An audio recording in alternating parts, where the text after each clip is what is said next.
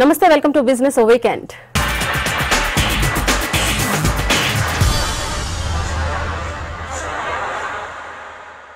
Liquor king Vijay Mallya వ్యవహారంలో enforcement directorate కు shock తగిలింది. ఉద్దేశపూర్వకంగా రుణాలను ఎగొట్టి బ్రిటన్లో తలదాచుకున్న లిక్కర్ కింగ్ ను ఎలాగైనా దేశానికి రప్పించాలని చూస్తున్న ఈడీకి భారీ నిరాశ ఎదురైంది. ఈడీ అభ్యర్థనపై ప్రాథమికంగా విచారణ చేపట్టిన సంస్థ ఈడీ సమర్పించిన సాక్ష్యాలు సరిపోవని, అతనికి ఇప్పటికిప్పుడు రెడ్ కార్నర్ నోటీస్ జారీ చేయలేమని ఇంటర్పోల్ తేల్చి చెప్పింది. మరోవైపు భారత్ ప్రభుత్వ అభ్యర్థనపై మాల్యా వివరణను ఇంటర్పోల్ కోరనుంది. అనంతరం ఈ మొత్తం వ్యవహారాన్ని సమీక్షించనుంది. దీనికి మరో 3 నెలలు పట్టే అవకాశం ఉందని తెలుస్తోంది. ఈ నెల 7న జరిగే ద్రవ్య పరపతి సమీక్షలో కీలక రేట్లను ఆర్బీఐ తగ్గించకపోవచ్చని రేటింగ్ ఏజెన్సీలు అభిప్రాయపడుతున్నాయి. ఇప్పటికే వడ్డీ రేట్ల తగ్గింపు ప్రయోజనాలను వినియోగదారులకు బ్యాంకులు అందించడం, ద్రవ్యోల్బణం, యుఎస్ ఫెడ్ మీటింగ్, యూరోజోన్లో కొనసాగడంపై బ్రిటన్ నిర్ణయం వంటి అంశాలు సమీక్షలో ప్రధానాంశాలవుతాయని ఇండియా రేటింగ్స్ అభిప్రాయపడింది.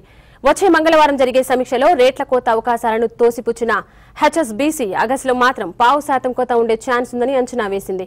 మరో రేటింగ్ సంస్థ మోర్గాన్ స్టాన్లీ కూడా రేట్ల కోతకు అవకాశం లేదని తెలిపింది.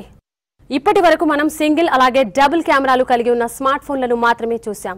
అయితే మొబైల్ ప్రియులను ఆశ్చర్యంలో ముంచెత్తుతూ ఇప్పుడు సరికొత్త మొబైల్ టెక్నికల్ రంగంలోకి హాట్ టాపిక్ గా మారింది. స్మార్ట్ ఫోన్ రంగంలో విప్లవాత్మక మార్పులకు వేదికైన ఎల్జీ ఈ ఫోన్ ను రూపొందించింది. ఈ ఫోన్ విశేషాలను ఇప్పుడు చూద్దాం.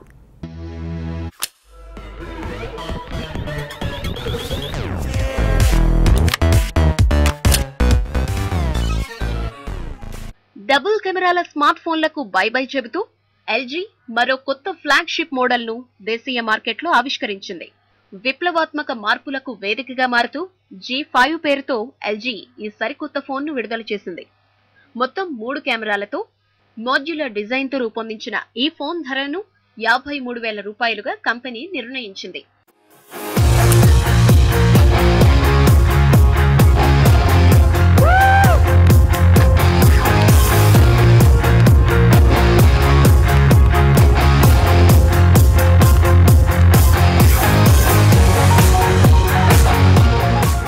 క్వాల్కామ్ స్నాప్డ్రాగన్ 820 ప్రాసెసర్ తో 4GB RAM, 16 megapixel real camera with LED flash, 8 megapixel selfie camera, 2800 mAh బ్యాటరీతో రూపొందించిన ఈ స్మార్ట్ ఫోన్ ఇప్పుడు టెక్నికల్ రంగంలో హాట్ టాపిక్ గా మారింది. 5.3 అంగుళాల స్క్రీన్, 2560 పిక్సెల్ డిస్ప్లేతో 32GB ఇన్బిల్ట్ తో సూపర్లను ఇట్టే కట్టిపడేసేలా ఉంది ఈ model. LG G5 is something very new. We all use smartphones, but people cannot imagine that a smartphone can become a camcorder plus a phone, a hi-fi music player plus a phone. So here is G5, where you just slide out the battery, put a friend of G5, what we call as accessory, and your complete phone changes into more than a phone. So it is a new beginning, a new era of smartphones to be offered in for Indian consumers, and I'm sure people will be definitely very pleasantly surprised how this can happen.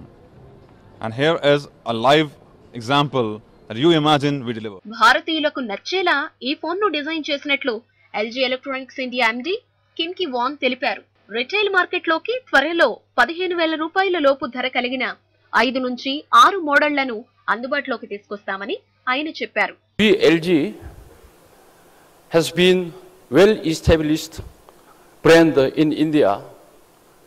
It means we have been quite successful for the durable consumer electronics and the home appliances. Most of all the products, refrigerator, washing machine, air conditioning, TVs, we enjoy number one market share in India. However, if we look at the mobile phone, the story is very different. We have studied the reason for such a disappointing business performance over the mobile phone. We came to some conclusion, product. But already in India, more than 200 brands are playing to take the market share. The G5 is the answer for it. G5 is not just one of the mobile phone, not just Me Too smartphone. This is a new platform innovation, so-called modular type smartphone.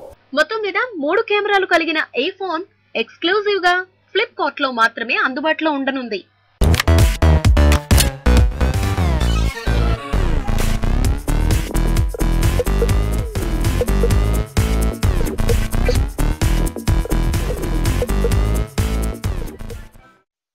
Indo American chamber of commerce Bharat అమెరికాల వ్యాపార సంబంధాల హైదరాబాద్ లో ఓ జాతీయ సదస్సును నిర్వహించింది. ఈ కార్యక్రమానికి కేంద్ర మంత్రి రాజ్నాథ్ సింగ్ అలాగే గవర్నర్ నరసింహన్లు ముఖ్య అతిథులుగా హాజరయ్యారు.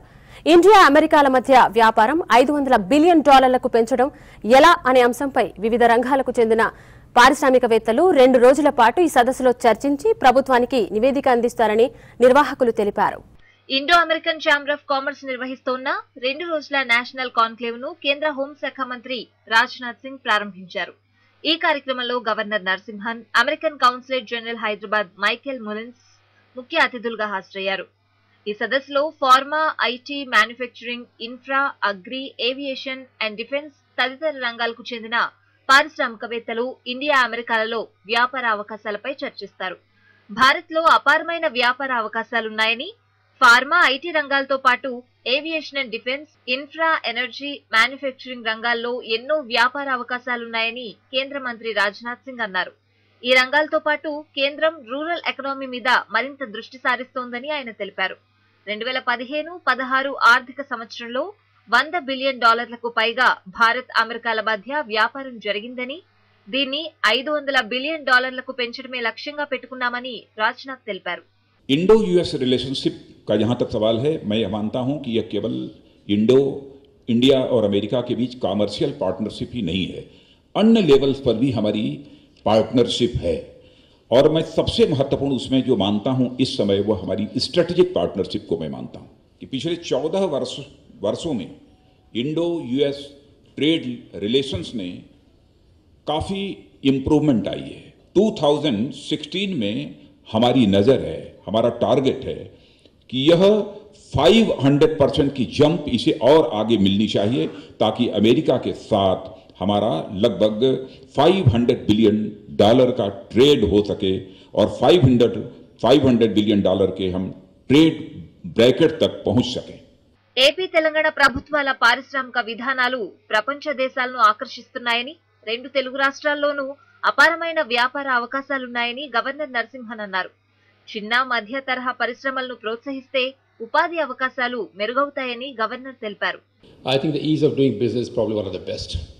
We have the single window system, and not only a single window system, for the first time Telangana has even passed a legislation which makes it mandatory to give clearances within 15 days. You can understand the importance of a legislation. A legislation means it becomes a legal instrument, and if you don't get your clearance in 15 days, it is taken as cleared. But I must put a warning, a caveat on this and a warning on this, that it is self-certification. So please beware. If you are going to mislead us, you are misleading yourself. The ease of doing business is one thing, but giving us wrong details is another thing. It is a question of self-certification, so please be sure that you are certifying yourselves in the right approach.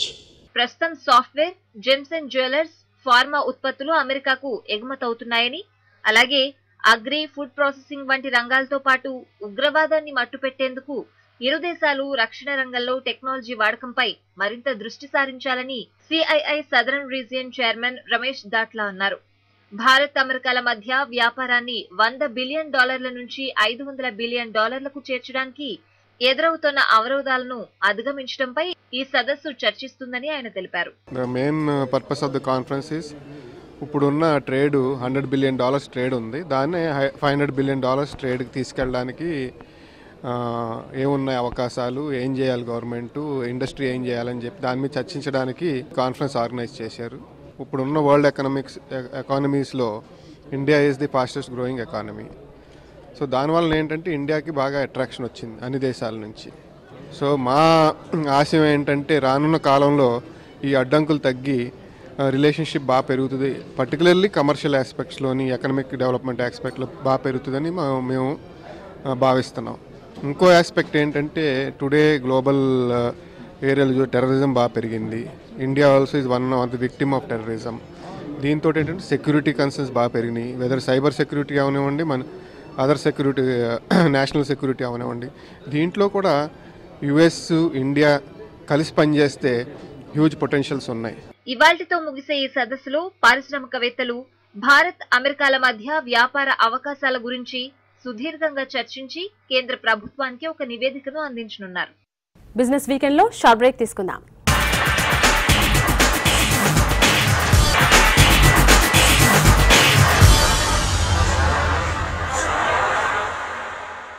Welcome back to business weekend.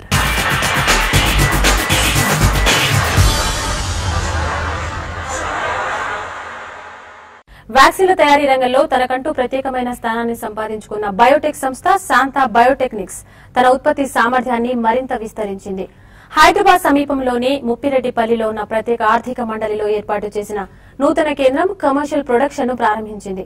అంతర్జాతీయ ప్రమాణాలకు అనుగుణంగా వ్యాక్సిన్లు ఉత్పత్తి చేసేందుకు అత్యాధునిక టెక్నాలజీతో ఈ కొత్త కేంద్రాన్ని నిర్మించినట్లు శాంతా బయోటెక్నిక్స్ వ్యవస్థాపకులు, company non executive chairman KI Varaprasad Reddy తెలిపారు.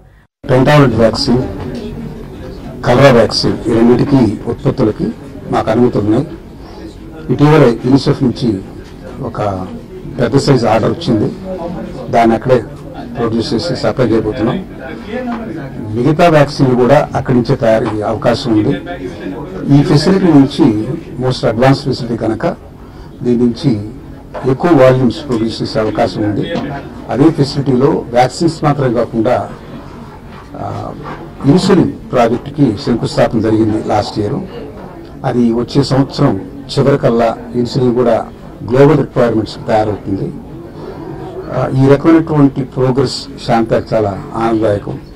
We are going to start our manufacturing in this facility with the production of the pentavalent vaccine, the Shan-5 vaccine. We will also use this facility for producing Shan-Col, which is our cholera vaccine, Shan-TT, Shan-Vac-B and Shan-IPV.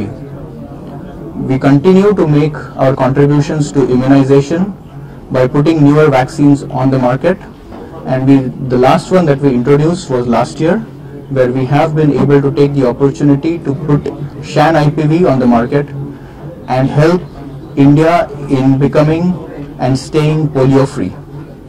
This is a long-term commitment for us, where we look to not only provide vaccines to the world but also use upgraded facilities and newer equipment in our new facility located in Mupirettipalli.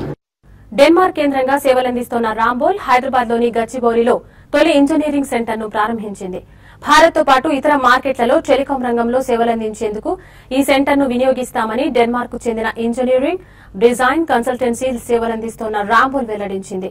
Technology కోసం నిపుణుల నియామకంలోనూ భారీ పెట్టుబడులు పెట్టనున్నట్లు company executive director Soren Johnson తెలిపారు.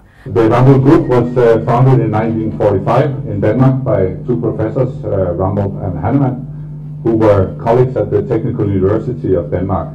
Today we employ 13,000 engineers and specialists across various areas and in a very broad geographical market basis, where the Nordic markets, Denmark, Sweden, Norway and Finland is our. చమురు కొన్ని దేశాలకు అది అస్త్రంగా మారుతోంది, మరికొన్ని దేశాల కొంప ముంచుతోంది.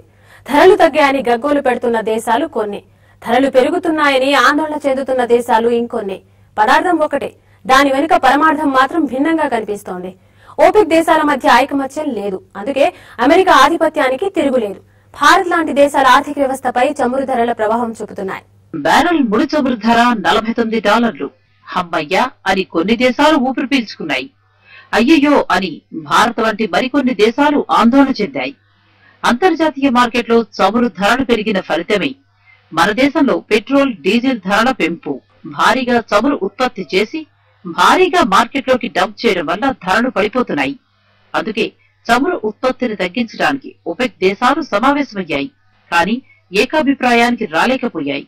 మరింత ఎక్కువగా చమురును ఉత్పత్తి చేస్తామని ఇరాన్ తేల్చి చెప్పింది. అయితే తాము మాత్రం భారీగా చమురును మార్కెట్లోకి పంపబోమని సౌదీ అరేబియా హామీ ఇచ్చింది. చమురు ధరలు పడిపోవడం రష్యాకు ఇబ్బందిగా మారింది. వెనిజులా వంటి దేశాల పరిస్థితి మరీ దారుణంగా తయారైంది. ఇది అమెరికా ఆడుతున్న గేమ్ అని రష్యా మండిపడుతోంది. చమురు ధరల హెచ్చుతగ్గులతో తీవ్రంగా ప్రభావితమయ్యే దేశాల్లో భారత్ ఒకటి. బ్యారెల్ ముడి చమురు ధర $50 స్థాయికి చేరగానే భారత్లో పెట్రోల్, డీజిల్ ధరలు పెరిగాయి. ధరలు మరింత పెరిగితే భారత ఆర్థిక వ్యవస్థపై తీవ్ర ప్రభావం పడే అవకాశం ఉంది. ఒపెక్ దేశాలు చమురు ఉత్పత్తిని కట్టడి చేసే పరిస్థితే వస్తాయి. బ్యారెల్ ధర $100 వరకు వెళ్లొచ్చు. అప్పుడు భారత్ సహా అనేక దేశాల్లో పెట్రోల్, డీజిల్ ధరలు చుక్కల్ని తాకే అవకాశం ఉంది. ఒపెక్ దేశాలు ప్రస్తుతం రోజుకు 32.5 మిలియన్ బ్యారెళ్ల చమురును మార్కెట్లోకి పంపుతున్నాయి. ఇందులో ఇరాన్ వాటా 3.8 మిలియన్ బ్యారెల్స్. ఇక ముందు 4.7 మిలియన్ బ్యారెళ్ల చమురును మార్కెట్లోకి పంపాలని ఇరాన్ నిర్ణయించింది. గతేడాది డిసెంబర్లో 13 దేశాలు భారీగా చమురును మార్కెట్లోకి పంపడంతో ధరలు భారీగా పతనమయ్యాయి. ఒక దశలో బ్యారెల్ ధర $27లకు చేరింది. ఇప్పుడు ఇరాన్ వెనక్కి తగ్గేది లేదని పట్టుదలతో ఉంది. కాబట్టి సౌదీ అరేబియా హామీ వల్ల పెద్దగా ఫలితం ఉంటుందా అనేదే ప్రశ్న. ఇరాన్ వంటి దేశాలు భారీగా ఉత్పత్తి చేసినంత కాలం చమురు ధరలు $50 స్థాయిని దాటే అవకాశం లేదని భావిస్తున్నారు. భారత్ వంటి దేశాలకి ఇది ఊరట కలిగించే విషయం. హైదరాబాద్ మార్కెట్లోకి V3 మ్యాక్స్ మోడళ్లను స్మార్ట్ ఫోన్ తయారీ కంపెనీ వివో విడుదల చేసింది.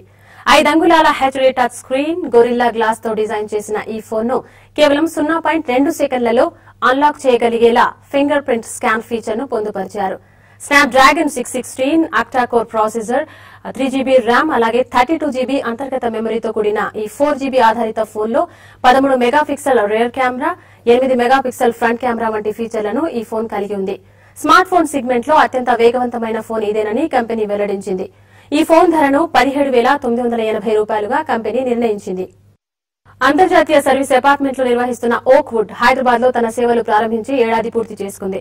మొదటి వార్షికోత్సవం సందర్భంగా లాడ్లీ పేరుతో ఆర్ట్ ఎగ్జిబిషన్ ను ఏర్పాటు చేసింది. రంగోలీ గర్గ్ ఆర్ట్ వర్క్ ను ఈ సందర్భంగా అక్కడ ప్రదర్శించారు. ఆసియాలోని 8 దేశాల్లో 16 నగరాల్లో long stay service అపార్ట్మెంట్లను oak wood నిర్వహిస్తోంది. Oakwood has completed 1 year on the 1st of June. So we are having a month of events, starting with the first art show. We've got a good reception. The theme is Ladli, and we hope to do a lot more events like this in the coming months. We also have a fashion show planned out and a comedy night planned out. Oakwood has established itself in 1 year, and we plan to stay in Hyderabad and do well. వరుసగా రెండో వారం stock మార్కెట్లు లాభాలను ఆర్జించాయి. వర్షపాత అంచనాలు, అలాగే వివిధ కంపెనీల 4వ త్రైమాసిక ఆర్థిక ఫలితాలు మెరుగ్గా ఉండడంతో మార్కెట్లు లాభాలతో ముగిశాయి. దీంతో వారం మొత్తం మీద సెన్సెక్స్ 0.7%, నిఫ్టీ 0.79% లాభపడ్డాయి. తీవ్ర ఒడిదుడుకుల మధ్య దేశీయ స్టాక్ మార్కెట్ సూచీలు లాభాలను నమోదు చేశాయి. మాక్రో ఎకానమిక్ డేటా అంచనాలను అధిగమించడం, వివిధ కంపెనీల ఆర్థిక ఫలితాలు మెరుగ్గా ఉండటం, సాధారణ సగటు కన్నా వర్షపాతం ఎక్కువగా ఉండటం దేశీయ మార్కెట్ల సెంటిమెంట్ ను బలపరిచింది. దీంతో 7 నెలల తర్వాత తొలిసారిగా సెన్సెక్స్ కీలక స్థాయి 27,000 మార్కును అధిగమించింది. వారం మొత్తం మీద సెన్సెక్స్ 189 పాయింట్ల లాభంతో 26,843 పాయింట్ల దగ్గర, నిఫ్టీ 64 పాయింట్ల లాభంతో 8,221 పాయింట్ల దగ్గర ట్రేడింగ్ ను ముగించాయి. BSE 30 ఇండెక్స్ లో 16 స్టాక్స్ నష్టాన్ని చవిచూడగా 14 స్టాక్స్ లాభాలను నమోదు చేశాయి. నిఫ్టీ ప్రధాన షేర్లలో లుపిన్, BHEL, గెయిల్, L&T, హీరో మోటోకార్ప్, సన్ ఫార్మా, సిప్లా, ఐటీసీలు నష్టాన్ని చవిచూశాయి. ఇక వచ్చే వారం RBI ద్రవ్య పరపతి విధాన సమీక్ష, అమెరికాలో జాబ్స్ డేటా వెలువడనుండటం, ఈ నెలలో వడ్డీ రేట్ల పెంపుపై US ఫెడ్ నిర్ణయం తీసుకోనుండటంతో మార్కెట్లు కొంత ఒత్తిడికి లోనయ్యే అవకాశం ఉందని మార్కెట్ విశ్లేషకులు అభిప్రాయపడుతున్నారు. ఇవి వారం బిజినెస్ వీకెండ్ విశేషాలు. వచ్చే వారం మరిన్ని బిజినెస్ వార్తలతో మళ్లీ కలుద్దాం. Keep watching TV5.